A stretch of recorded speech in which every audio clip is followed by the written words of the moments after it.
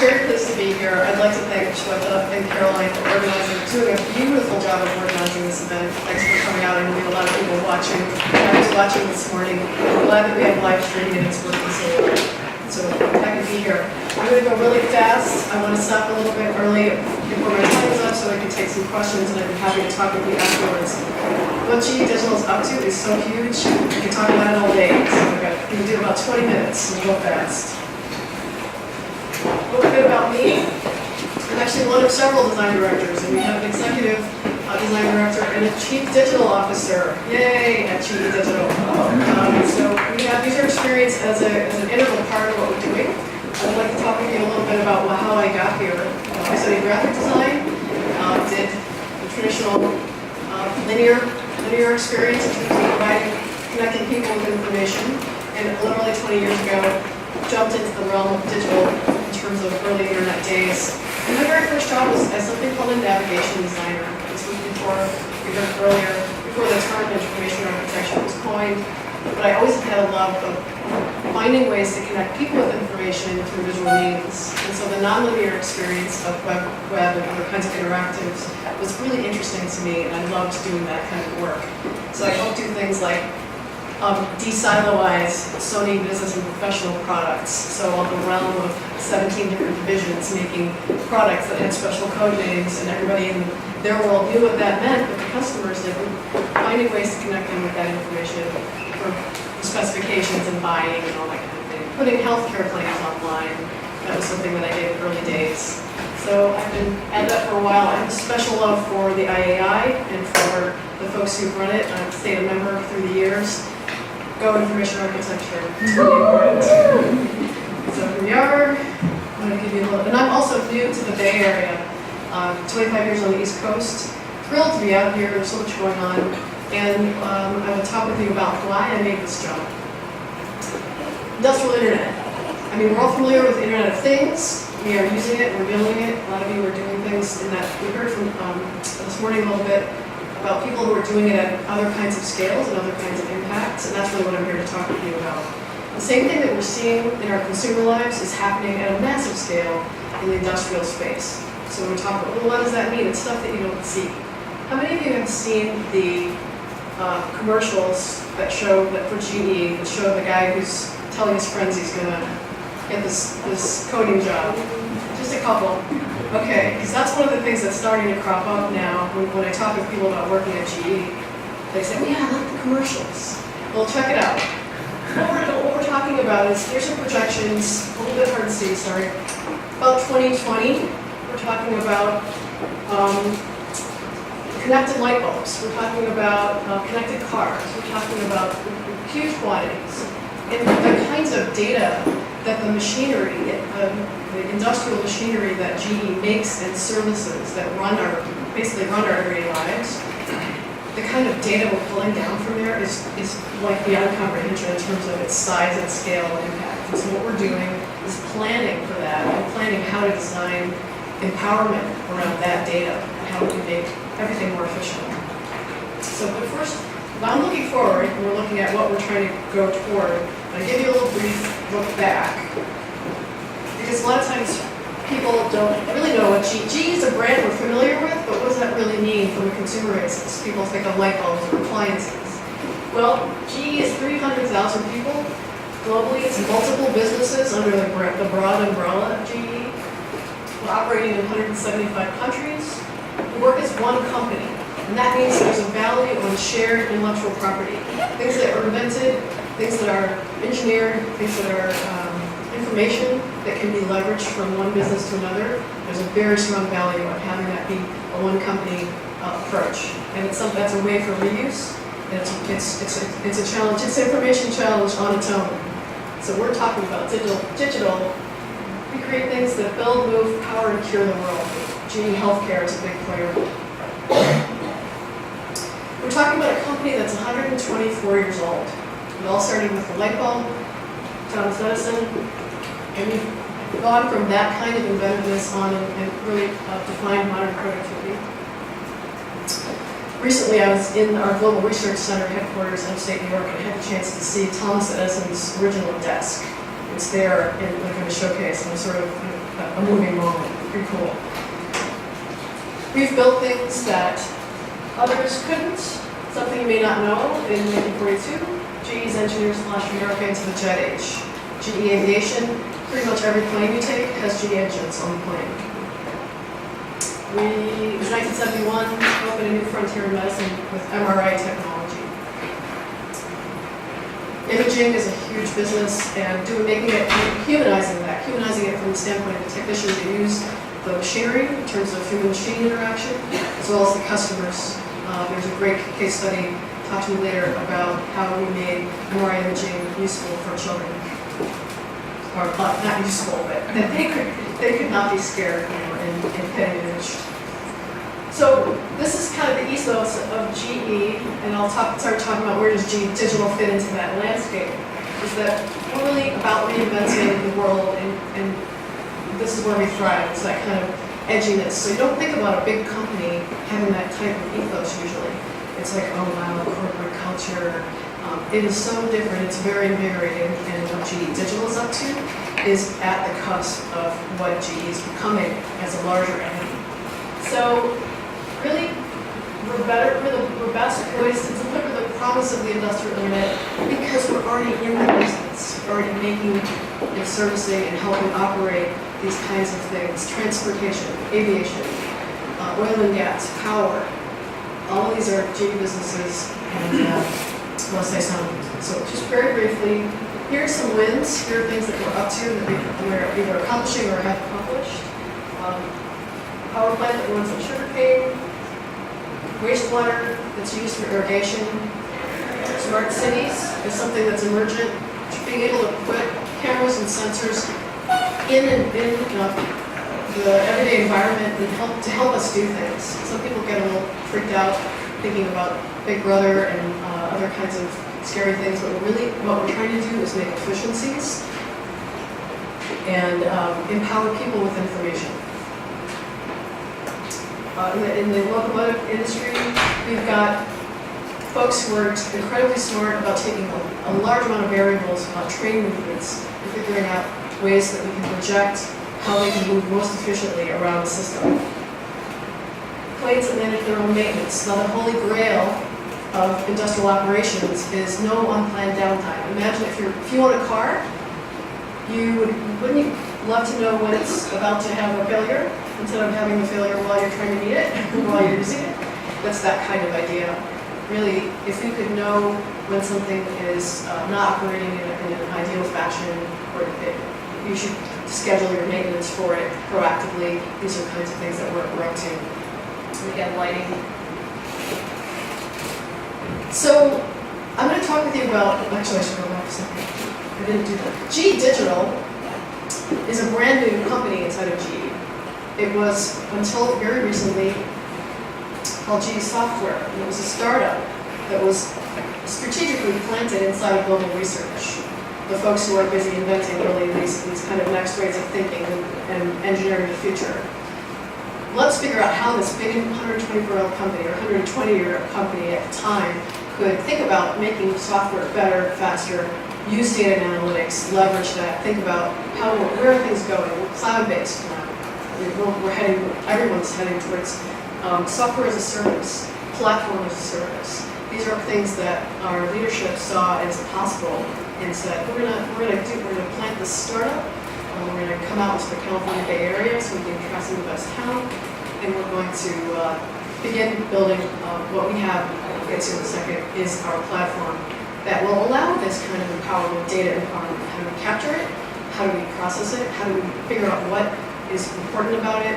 And how do we put it in our hands and into other people's hands? So this is going to be a little bit of an eye chart from folks in the back, and I'm sure it's not going to register on camera. It's a way that I could say schematically. We're using this example, a wind turbine, where we have a way to get sensor data from it, operational efficiencies, how is it functioning, what kind of energy is it drawing. There's a way to gather that information locally, bring it into, that could be GE systems, they're shared systems. I won't get into a lot of the details, but they can be enterprise systems. A lot of folks have operations that already have sensor data that they own and it's in their world. All of that can come into this area. This whole thing here is what we're calling Predix. It's a platform that has microservices and services on top of it that we use to make apps, and it's an open platform that others can use to make apps. So we have analytics. They can be custom. They can be there are modules that are reusable. Where there's this box that says data is really why we're here. We're talking about information. That's massive. We're talking about a massive scale. We're talking about massive capabilities. Data science and data engineering are core competencies, just as we are, just as engineering physical objects, engineering software. Security, massive also. Very, very important. We're talking about things that absolutely have to be airtight. And so GE is taking that super seriously. Again, later I'll get into how we're making sure that that's comfortable for everybody. And then we're looking at how this kind of stack situation adds up. All the different people are contributing to something that is functional, that is useful, that is affordable, and we want to be we are the makers of this space. It's a poor analogy, but in the way that we consumers experience the capabilities that came about when Apple created the App Store. It's a little bit along those lines. We want to be able to say, here's a place where we can gather, where we have capabilities, and we can learn from each other on it. It's an open system.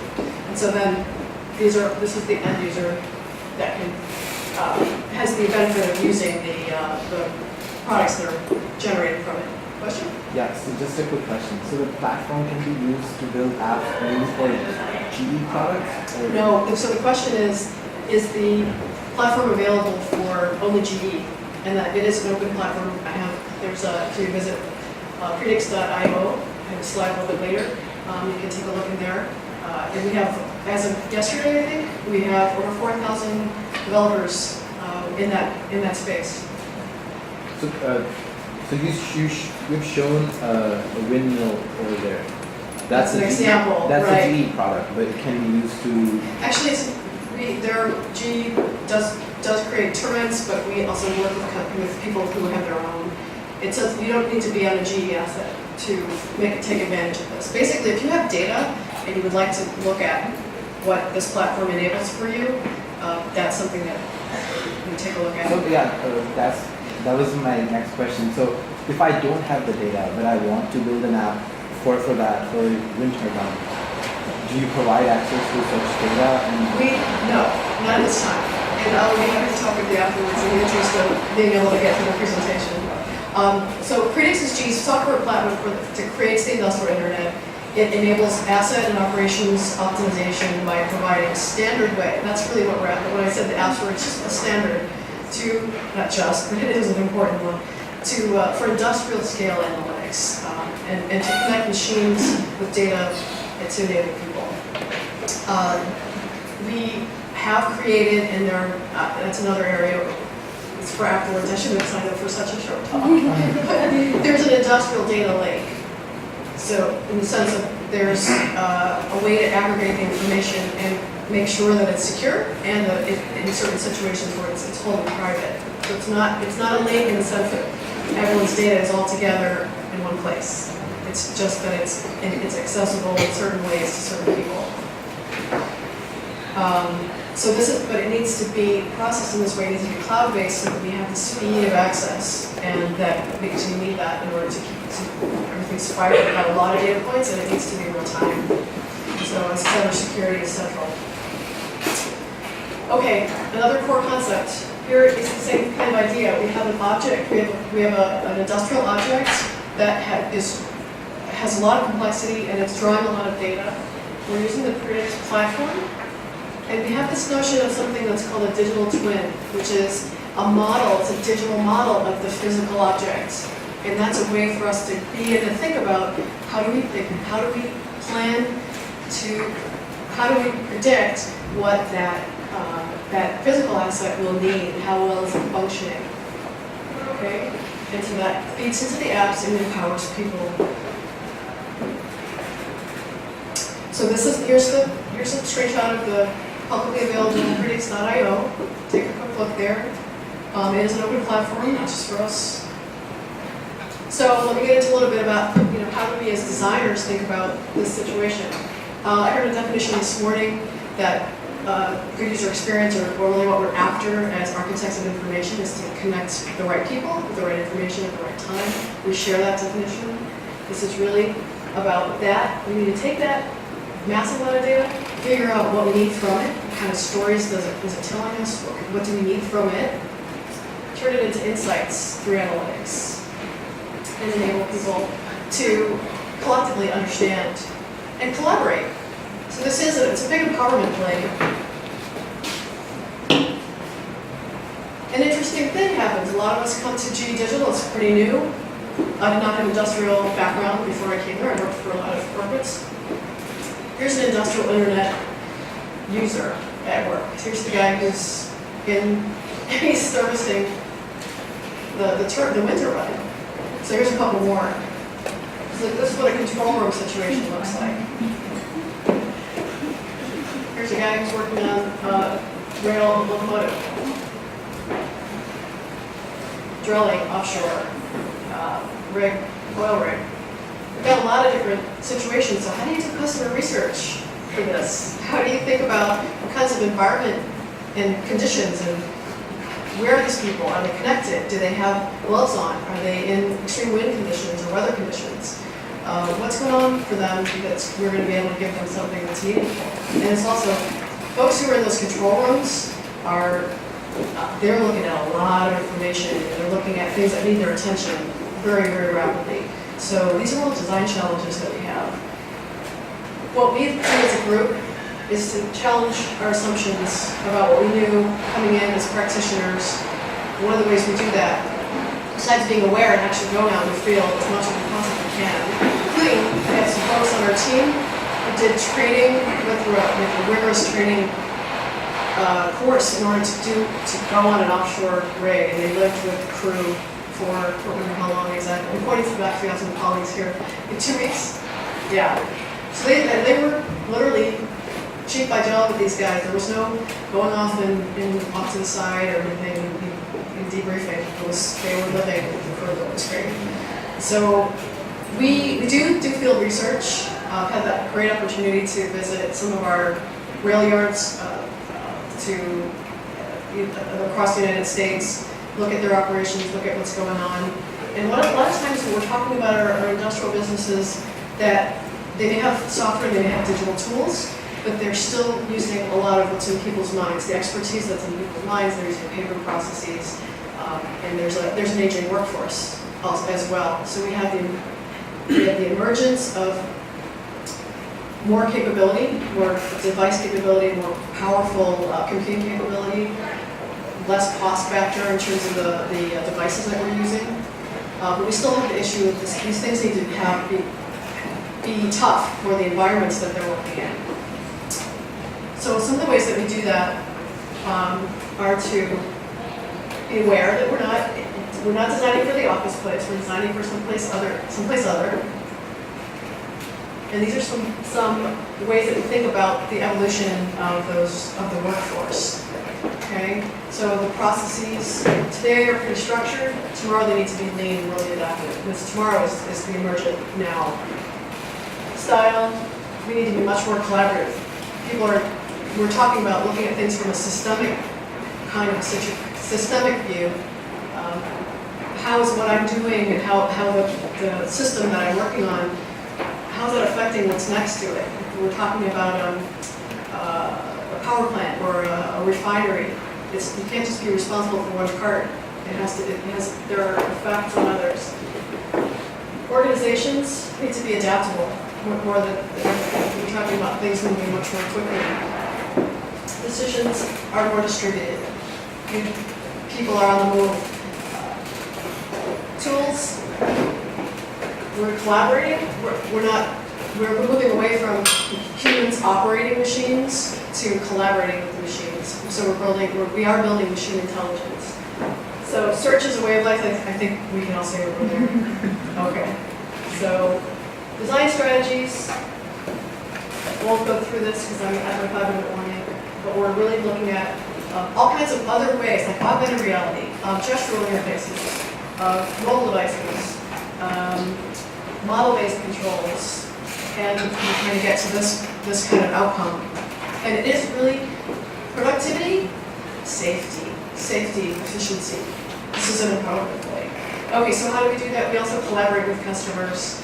And we're based in San Ramon. GE Digital is headquartered there.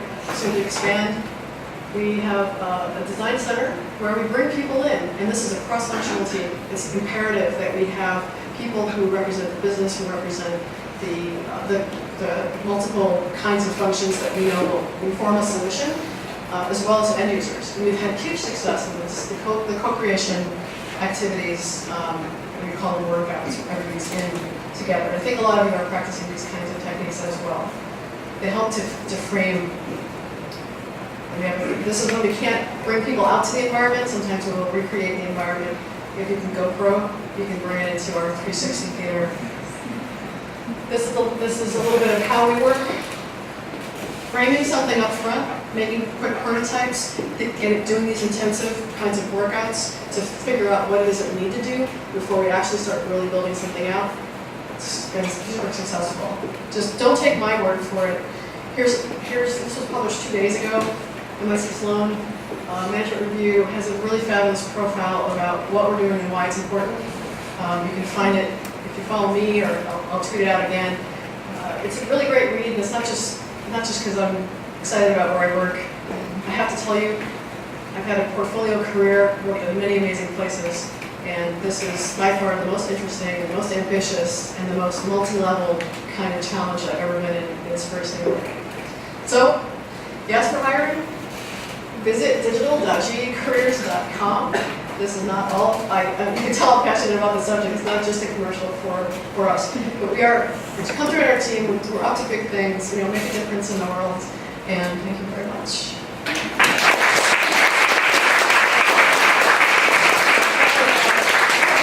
1 minute for a question. Okay, take a couple of questions. Okay, cool. So who wants to hit me with the hard questions? Anyone? There's one in the back. Yay, back. I was wondering, it looks like you guys are really embracing a new collaborative approach to design. How do you deal with I notice like a lot of places are still doing UX in sort of like an assembly line. Like I do the interaction design, you do the visual design, and everything between shall meet. Is that something that you guys have approached? It doesn't scale. You can't do it. No, and that was the purpose of GE software in the first place, was to say, we're going to go agile from the beginning. We need to have these embedded cross-functional teams. We actually are in a situation where, wherever that stack diagram with all the outline of the wind turbine, we've got people who are building the platform, and we're building capabilities on top of that, and we're building applications all at the same time. So we have to collaborate. I will not lie, it doesn't always go super smoothly. But we have that, so we talk about information, we're talking about what we're building, what outputs are, and how people use that information. We deal with information sharing every day. One of the things I love to ask my counterparts and other large entities is, how do you communicate? Because you have to communicate up, down, laterally, all the time. We do, the big answer I have as a designer is that we make sense of things, we draw diagrams, we do whiteboarding. I don't care who it is, if they're not drawing a picture, they're talking a lot, get them drawing pictures. That helps. Put it up in the environment. Put your work up in the environment and let people see it, because even if somebody who has no relationship to this project is going to pass by and they're going to see, and it's going to trigger something in their minds. Does that answer your question? Super. One more? Yay. All right, well, I'll be happy to talk with you later. Thank you for your attention.